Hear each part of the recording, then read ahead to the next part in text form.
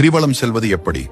கிரிவலத்தை தொடங்குவதற்கு முன்பு திருவண்ணாமலை கோயிலுக்கு அருகே இருக்கும் பூதநாராயணரை தரிசித்து அனுமதி பெற வேண்டும். பூதநாராயணர் தான் திருவண்ணாமலையின் காவல் தெய்வம்.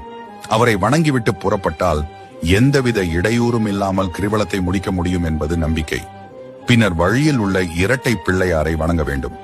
அதன் பிறகு ஆலயம் சென்று அண்ணாமலையாரையும் உண்ணாமுலை அம்பிகையையும் தரிசிக்க வேண்டும். அதன் பிறகு கோயில் ராஜகோபுரத்தை வணங்கிவிட்டு மலையை வலம் வரத் தொடங்க வேண்டும். கிரிவலத்தை இப்படித்தான் தொடங்க வேண்டும் என்பது நியதி. கிரிவல பாதையில் 8 திசைகளுக்கும் ஒவ்வொரு லிங்கம் இருக்கும். கிரிவலத்தின் இந்த லிங்கங்களை வணங்கிவிட்டு தான் செல்ல வேண்டும். மலையை ஒட்டி நடக்காமல் இடது பக்கமாகவே செல்ல வேண்டும்.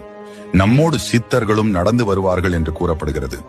அவர்கள்தான் நாம் மனதில் நினைப்பதை இறைவனிடம் கொண்டு சேர்ப்பார்கள் என்பது ஐதீகம். கை கால்களை வீசிக்கொண்டோ பேசிக்கொண்டோ செல்லக்கூடாது.